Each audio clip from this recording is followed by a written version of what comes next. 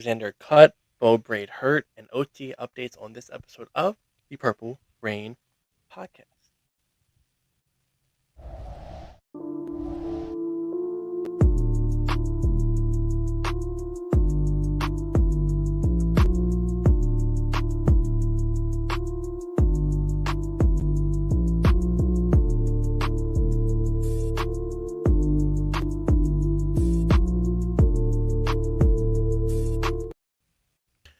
Yes, welcome back to episode 314 of the Purple Rain podcast, the Marlon Brown episode. Devin Hester, Sammy Watkins, Griff Whalen, Tim Mm, White, and most notably Kyle Hamilton edition of the Purple Rain podcast. Thank you for spending your Monday evening with us on the Purple Rain podcast. I've actually good amount to talk about for a Monday on a in early June right now for when it comes to the NFL. But first and foremost, thank you everybody coming out to this episode. You can follow us on Instagram yeah. at the Purple Rain Podcast. This guy right here on Instagram or on X at Sutton Death. Me, Instagram simply as10.prod or on X at simply as10. And most importantly, our sponsor, Manscaped. Go on there, use code PRP for 20% off your whole order and free international shipping, the best deal on the interwebs. But I have to ask you, how was your weekend? How are we doing? Ravens flock, Purple Rain gang. How are we feeling? Yeah, Rain Gang, if you're here in the live chat right now, let us know down below if you are doing well on the Monday, June 9th, man, dead of the off season, right? Training camp, not training camp, but mini camp is getting ready to start up soon here. We're still OTs, but to answer your question, Alex, I'm doing really well. I'm doing really well, feeling good. The NBA Finals is going on. I know you're not too big into that. We got a series. The last time we talked was right before Game One, and Game One was absolutely incredible. Game Two left a little bit to diet on the table, but it's a good series, so I'm feeling good about that. But I am feeling good about these Ravens as well, and we got a lot to talk about. So, without any further ado, let's go ahead and get into it. And before we bring up our Purple Rain report here because we do have to bring that up and cover a few things. I do want to bring who's here in the live chat. Mod K Dog in here says, "Smash that damn like button. It's free and it helps out a ton." Mod K Dog, you are spitting. You are spitting right now. I mean that like button, man. I'm telling you, if you hit that like button, it's gonna keep us around a lot longer. I promise you. Like hit the like button. Also hit that subscribe as well if you are new here. We'd appreciate that. Dre in the building. What's going on? Dre says, "What's up, Purple Rain gang?" Appreciate you for coming through, Dre. I see we got Zeke Hokage in the house. Says PRP, what's good? And yeah, as you guys continue to trickle in here, let us know you're in here. Sound off in the chat section. And if you are not watching this episode 314 of PRP Live and you're part of the hashtag replay gang, thank you so much for coming out to this episode of the show. We appreciate you. Make sure you like the video. But okay, like I said, we got a couple of things to touch on today. I mean, Alex said it himself, like for a Monday, couple of news pieces, especially on Monday in June. So, any further, let's go ahead and get into the Purple Rain report. Yes, and you can see right here, big news today coming out of Green Bay, coming out of Cheese Town. Jaire Alexander, star defensive back, star cornerback for the Green Bay Packers, Louisville alum. Just keep that in the back of your mind. Released from the Green Bay Packers. Um, obviously due to contract issues and disputes, them wanting him to take less, has been banged up over the past couple of years, but when healthy, undeniably a top 10 cornerback in this league. Big news coming out of there because automatically the Ravens were one of the teams linked to him for a multitude of reasons, but I saw when it happened, Ravens fans, including myself, jumped the idea of it, and reuniting him and Lamar, college teammates, kind of on my mind, on a lot of Ravens fans' minds. But we're probably a top three team with Jaire Alexander right now, and we will be kind of mentioned a lot as the days go on and where he may land.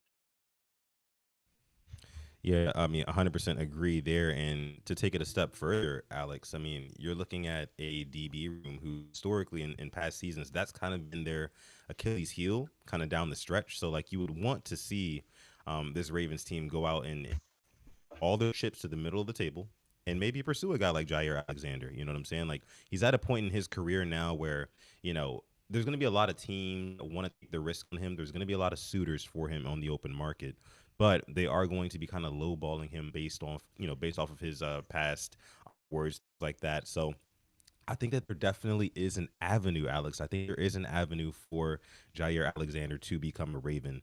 Like you saw the thing with him being Lamar Jackson's teammate and close friend back at Louisville for 3 years. That's important too. But there's also some other teams I've heard people, the Bills out there. You know, DB is one of their Achilles heels as well right now, actively. So I could see them making a run at him to try to get that extra push towards the Super Bowl. But as for the Ravens, the only my only thing about it is that I was reading somewhere today. I think it was on a was a guy named like Brian McFarland or something like that.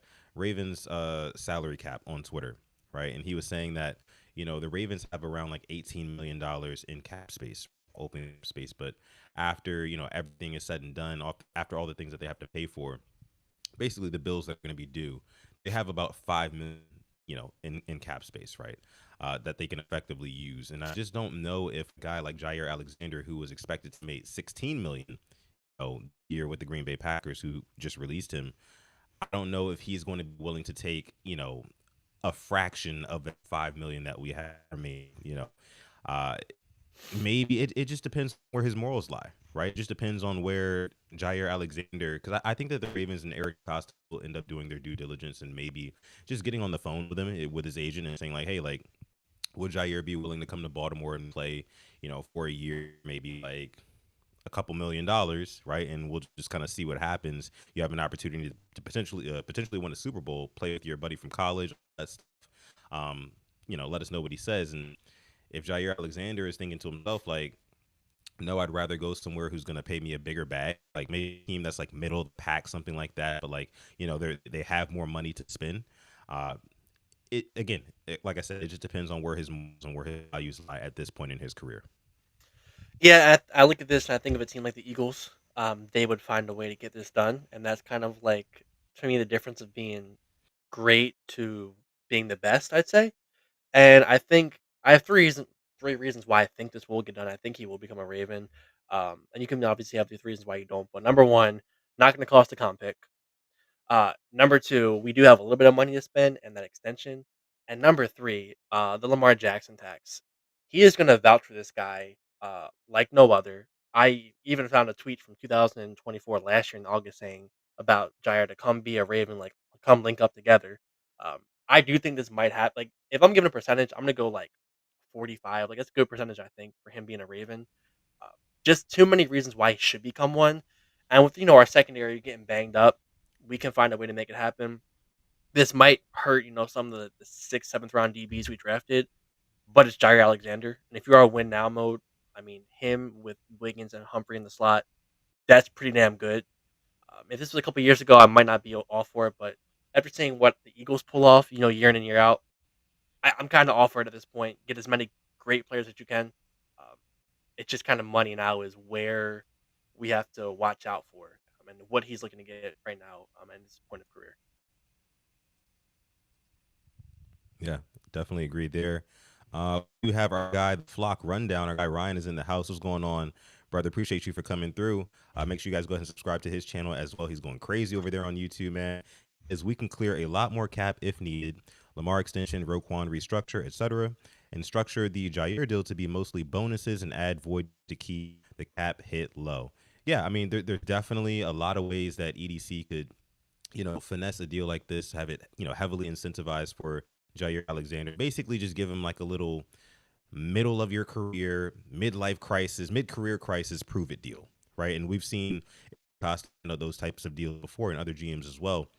And I think you bring up a very interesting point, Alex, when you say that like a team like the Philadelphia Eagles and Howie Rose get done, just to kind of put them over the top, put them over the edge. I think a move like this, granted, and again, we're just all assuming that a Jair Alexander can stay healthy. I mean, he's got really bad back and shoulder problems, which is not really good, especially you're playing corner at the catch point, things like that. You want him to be good in those areas of the body, of course.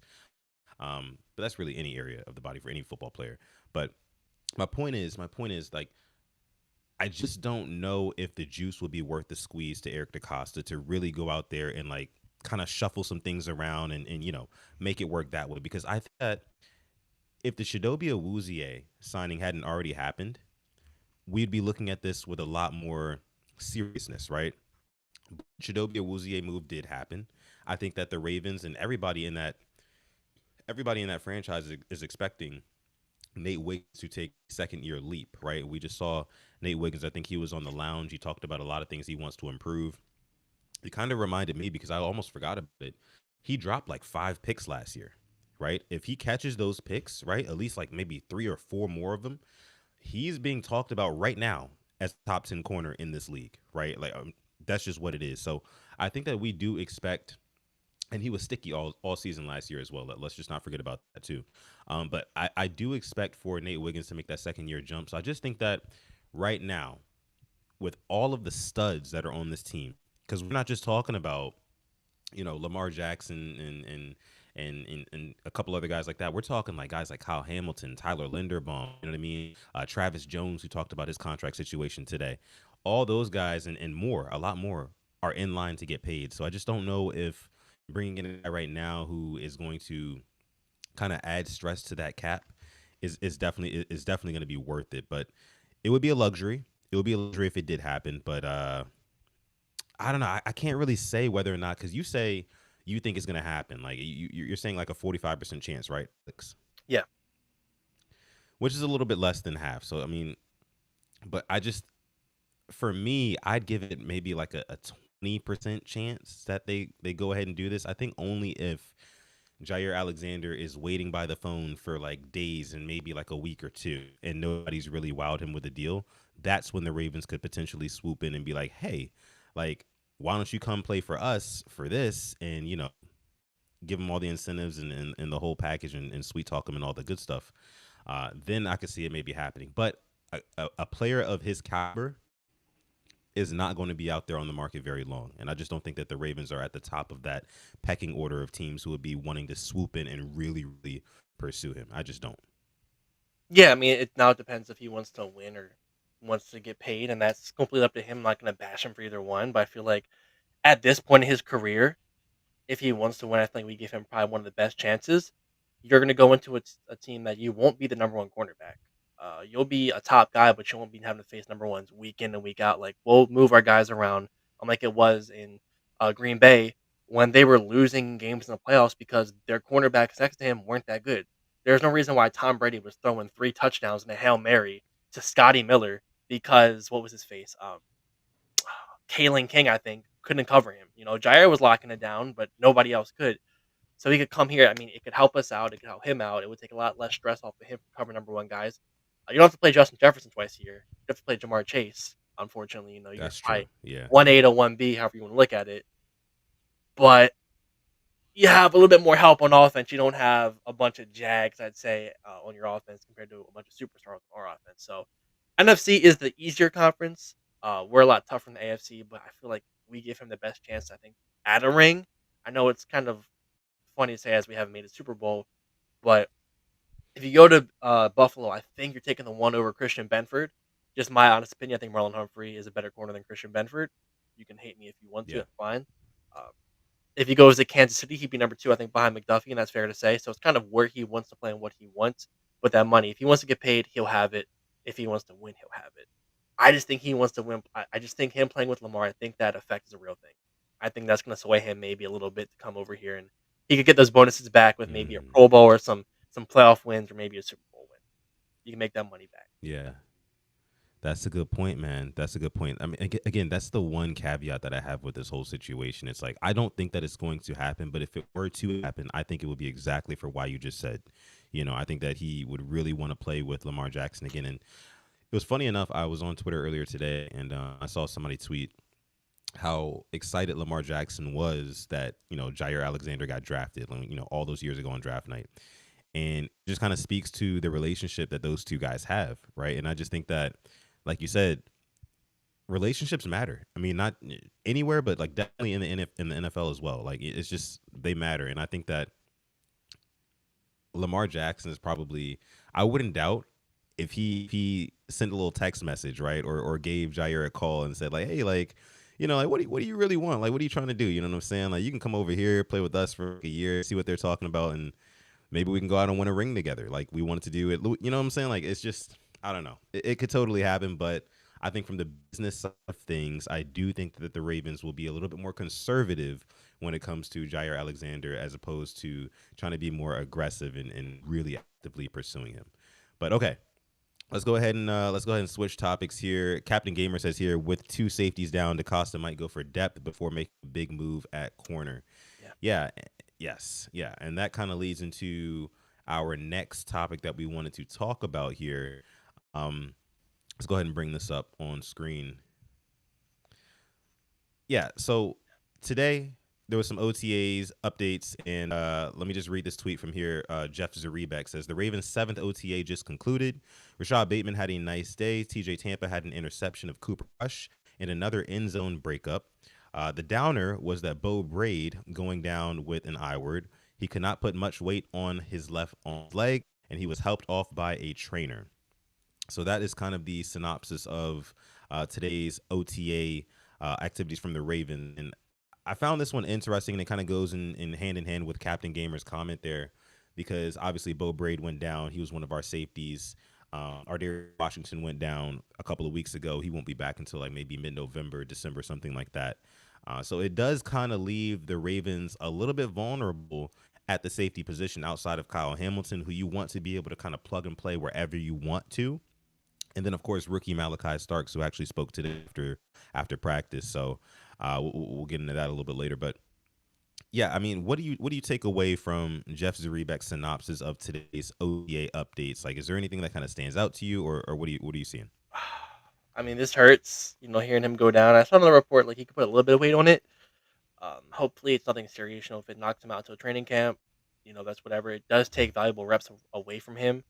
But either way, I think he kind of made a good enough impression last year in the preseason that he is a ball player. He's not fighting for a spot. It's kind of his spot to lose, per se, special teams wise. But for guys like Sanusi Kame, Jalen Armour Davis, this is when you're going to step up, kind of make your mark, show what you have, because those guys I feel like are on the bubble right now. And guys like Robert Yeah, Longerby, maybe they can show something that maybe they move them back to safety.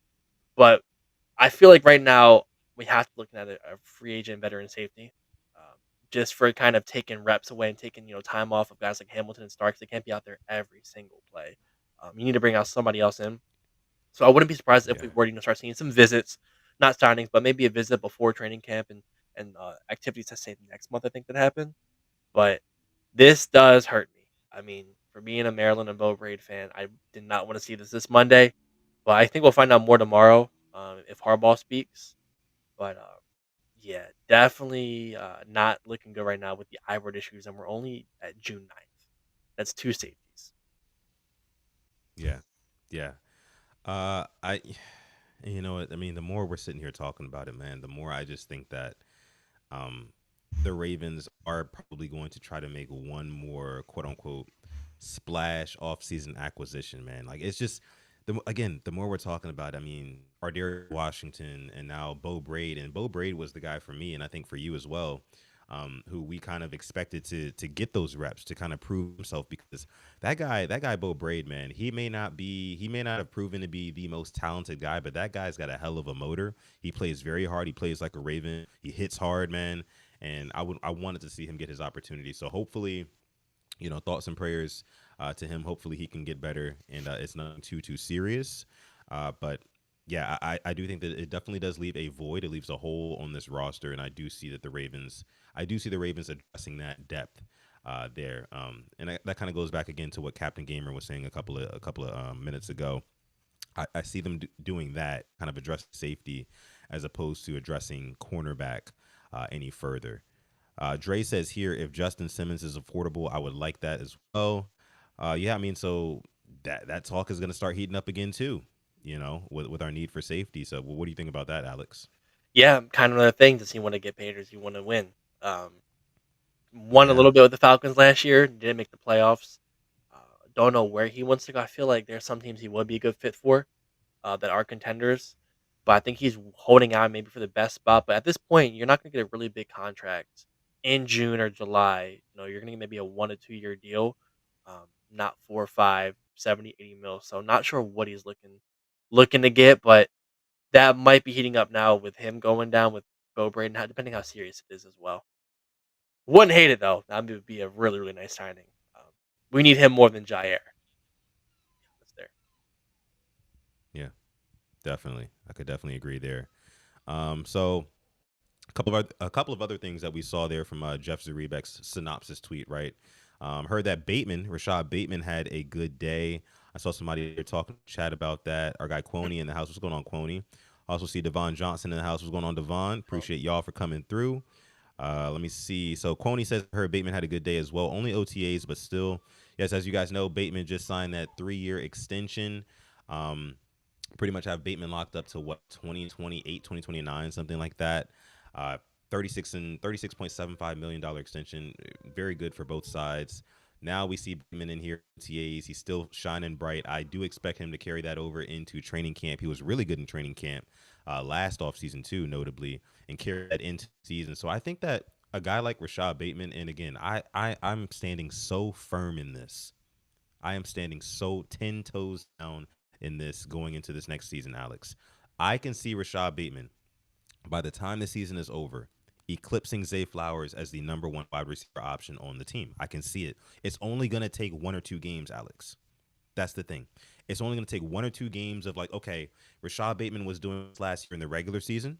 He showed his promise in the postseason, and now he carried that into the next season. This guy is the real deal. He has to be talked about, or at least argued about as a wide receiver one on this team. And I do expect, of course, the Ravens to get Zay Flowers involved. I mean, there's just so many weapons on the team, but like I think that Rashad Bateman, he has all of the tools. He is the archetype of receiver that Lamar Jackson has long been waiting for to develop, on his team. So I think that man, it's super promising to hear what he's doing in OTAs right now. But I cannot wait to see what he does in the season. I'm standing 10 toes on this. I do think that he can end this season as the wide receiver one. It's only going to take 2 games for Lamar Jackson to really kind of latch on to that connection, right? Because once Lamar Jackson has confidence in you, he's going to keep going back to you. So it's not going to be any more of this, you know, 2 to 4 targets a game for Rashad Bateman. We're going to be looking at more like 5 to 7, somewhere in that range, and him trying to actually be intentional about getting this guy the football. And I think that Rashad Bateman will do most with those reps, and we're going to have to incorporate him more. But what are your thoughts? What are your current thoughts on Rashad Bateman? Had a good day today. yeah, yeah. It's at the point where like this 2 3 years ago was like okay, we want to see it happen in regular season. Like we finally saw that now. We don't have to sit here. It's not going to be a camp guy that we're hyping up. I.e. the Pro Chase and Duvernay's a couple years ago. Like we've seen that happen in the actual real game. Now, as for him being the receiver one, I can definitely see that. I can see him getting. I feel like last year was really the spark to unlock that deep ball accuracy and just kind of the connection. Like Lamar knew where to throw it for Bateman to track it. He knew that if he threw it in a certain spot, Bateman's going to get it. I.e., the Giants' second touchdown, throw in the back of the end zone. Only Bateman could get it. He wouldn't have thrown that pass probably 2 3 years ago. Something clicked there that really just unlocked this spark. As for the Zay stuff, I've seen like Zay Flowers fans and Rashad Bateman fans going back and forth. Like it's kind of a luxury to have, arguing who's wide receiver one. That's nice to see. I'm team 1A, 1B, hopefully, but there were a couple games last year where we really used them both. I'm going to go the Commanders game. I think Zay had like 100 plus yards and Bate had like 70 to 80 yards. Games like that where it wasn't a shootout per se, but they both got involved. Think we'll see more of them this year, and hopefully Henry gets his to really ice the game off. But when we're talking about the true archetype at the end of the year, I can definitely see it Bateman being that guy. And I can see him hitting probably over 900 yards. So I want to know what his over under is at. I want to kind of see where Vegas thinks it. So I'm gonna look that up real quick and just see if it's already out. Yeah, yeah. Check on. I doubt it's already right now. If I had to guess, and I want to hold on to this thought because when it does come out, we're gonna be the first ones to report on it. Because this is fascinating to you and I. I think that the will probably be somewhere around, and if you do end up finding it, don't tell me yet. I think that the line will probably because he had what 846 yards receiving last season. I think the line will probably be set at like maybe 700, 720, somewhere around there. I think there's some room for some natural progression if you're Vegas, especially with Zay Flowers and assuming that he'll be healthy all season. Of course, also the addition of a DeAndre Hopkins, I feel like will have Vegas knock him down a couple extra, maybe 100 yards or so. So yeah, maybe like 6 to 700, somewhere in there. Still looking this up. I'm trying to find out what we're looking at. Um, I better say it's got to be deep right now. Yeah, for that. But yeah, man. I mean, I see people agreeing with it here in the chat. It's just you know what I think the turning point moment was for the Lamar Jackson and Rashad Bateman connection last year? I think it was that Chargers game. What was it, Thursday night game? The deep ball, the and one touchdown, where he got interfered with on the deep ball. As he's falling down, he catches it. I mean, probably best. No, no, I think that was the best touchdown catch. Might be the best catch of Rashad Bateman's career. That might be the best play of Rashad Bateman's career. If we're really talking about like, because when has he ever had a contested catch for a touchdown like that, falling to the ground, degree of difficulty? It was a deep ball at that. I can't recall a time. Most of Rashad Bateman's touchdowns are like he's normally like wide open in the end Yeah. zone, to be honest with you. Like a lot of times, there's some where, after the catch and he gets in there, i.e., the Giants game and a couple of others as well. But let me know what you guys think in the chat as well. Like, do you guys think that play against the Chargers, that deep ball where he gets interfered with from the DB and he still comes down with the touchdown? Deontay Johnson even comes over and celebrates with him. It was that nice of a play. Uh, I think that might have been the best play of his career. I think so. I think so. DB was draped over him, had to have been his best play, says Quoney. So he agrees with me there. That was just interesting. I just thought about that. I think that definitely is his best play of his career. I expect more good plays like that, and I think Lamar Jackson does as well. And that's why those two, their chemistry is going to be taken to the next level, in my personal opinion. But were you ever able to find the line, Alex, or no? I'm on FanDuel right now, and they have like the line set. Um, they don't have Rashad Bateman. They have Zay Flowers, and his is 900.5. That is Zay Mm, Flowers' line. So Bateman's gonna be below that if we're just gonna yeah, for sure, use for live. sure. Yeah, he's below that. And I'm about to say, like, I think that Vegas will really heavily allow DeAndre Hopkins and that acquisition to influence the line on Bateman. I think they can have Bateman as low as like six, like high sixes, low sevens. I think that they would probably have more on there, to be honest with you. Anywhere from like 680 to 720, I would say is probably where they'll have Bateman. Um, yeah, very interesting. We'll continue to monitor that.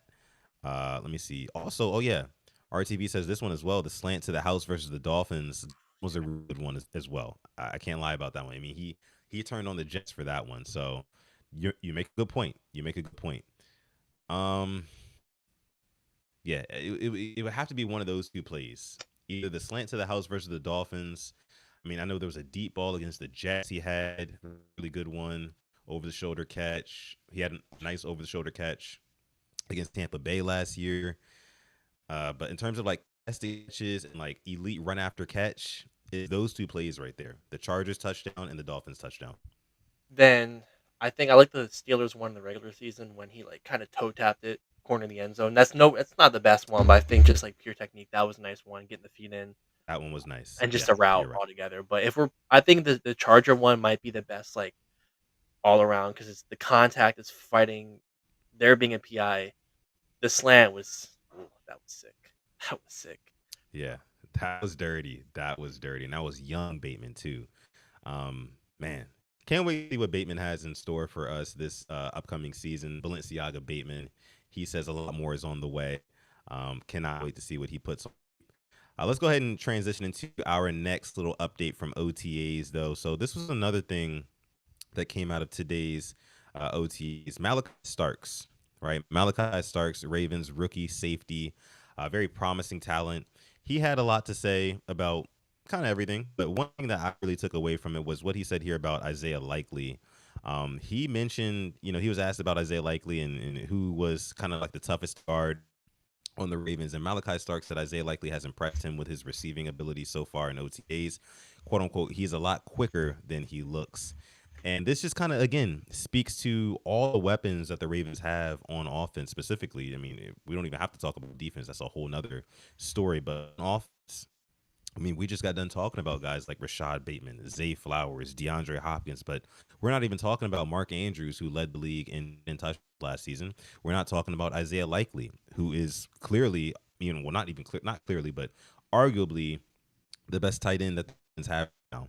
And to see that rookie Malachi Starks is out here saying that Isaiah Likely he's looking faster, than he does on TV. for a rookie, I mean, this guy is what fresh out of Georgia, and he's a young guy. So to say that Isaiah Likely, who's been in the league for what 3-4 years at this point, is looking fast for a tight end, I think that that's very promising, and it only I think it only lends to the fact Isaiah Likely will have a much bigger season. I would love to know what his line is for receiving yards, touchdowns, all that as well. But I think that Isaiah Likely is another guy who have a big year for the Ravens. I think that Rashad Bateman and Isaiah Likely are the two pass catchers on the Ravens that Lamar Jackson left the season and knowing like, okay, I need to go to these guys more. Like these guys have earned their opportunities. I think there was the miscommunication between Lamar Jackson and Rashad Bateman in the Bills game, which led to the interception. But I feel like they'll clean that up, and these guys will be out there and really balling this year. But what did you think of Malachi Starks and what he had to say about Isaiah Likely? I think it's the same thing we saw a couple years ago when he was a rookie. Likely, him and Hamilton going back and forth. Like one time Hamilton get the better of Likely, next rep Likely gets Hamilton. It's kind of just like a welcome to the NFL moment, kind of from Malachi Starks. But the good news is not many tight ends are going to be as fast as Likely. So if you can, handle him in practice or hopefully kind of keep him to a little quiet to an extent, it helps him out just that much more. Um, I'm trying to think of maybe some tight ends that are quicker than Likely. None really are coming to my mind right now. When it just comes to just pure this on the field quickness, he's one of the few that we can line up as a receiver and make you miss. So that's kind of a positive for our defense. So they get to go against us every single day and can make them better. But as for Malachi Starks, so you're going to get some of the best in the business. Um, only a handful better than what we have. Maybe I mean Kelsey, if you want to pump there, Kittle, Bowers kind of outside of that, you won't be playing tight ends that are better than what you have on your own team every week. So that is just a good thing for us to have, and then even the receivers as well. So hearing Malachi Starks talk about this, I saw the one thing he said about Chuck Pagano. Pagano messaged him at 5 o'clock in the morning, and he mentioned something he wanted to see Malachi Starks do better. And Starks said that's the kind of coaching he likes. So already showing why it's nice to bring in a guy like Chuck Pagano, who is a pure football guy through and through. 5 o'clock in the morning, up watching film. That's what separates the good from the great in this Baltimore Ravens coaching staff. So I love it already. This hire, and it'll just prove dividends throughout the season. Yeah, man. I mean, 100% agree with that. I mean, like you said, Malachi Stark says that's the way that he loves to be coached. And bringing in a Chuck Pagano, man, I think that not only will it do a lot for a guy like Malachi Starks, but also a guy like Nate Wiggins as well. I mean, Nate Wiggins is still a very young player, a lot to learn. He just put on some extra weight this offseason. So I think that like the extra knowledge that's so I think that the main thing that like Chuck Pagano brings to the Ravens, you know how guys say like, oh, when you have certain coaches who leave teams, there's sort of like a brain drain, right? Like there's a lack of knowledge and information that's going around the building because those guys left the building. But bringing back guys like Chuck Pagano, bringing back, like uh, you mentioned one of our coaches. I think you said our secondary coach last episode. I can't remember his name. Who was it again? Who came from the Chiefs? Yeah. What was Yeah. his name again? I don't know his name, but I know he came from the Chiefs, and he was getting a lot of praise from some of the beat writers. I'll find out real quick. Right. Yeah. So like having a guy like that. I mean, I mentioned Chuck Smith, who obviously since he's been back full, the Ravens pass rush has been a lot better. So I think that bringing in again a Chuck Pagano, and we might sound like a broken record here because we've been saying this since that hire happened, but that is like you said going to prove dividends for the secondary. I think that we'll start to see a lot more fruits of our labor in that department in by way of like interceptions, by way of just turnovers in general. So love to see that there. Love to hear everything that we're hearing from Malachi Starks so far. Let me see. Anything else that we can tackle from today's OTAs? I think there was one more thing I wanted to see. I wanted to bring up. See if I can find it in here. So it was Donald D'Alicio. That is the Yes, secondary yes. coach. Thank you for that. Thank you for that, Alex. But yeah, so here you see Jonah Schaefer reporting that Ravens defensive line coach Dennis Johnson said rookie Aeneas Peebles has an elite get off. The Ravens have high hopes for him, but Johnson said he needs to improve technically. So yeah, man, I mean, defensive line.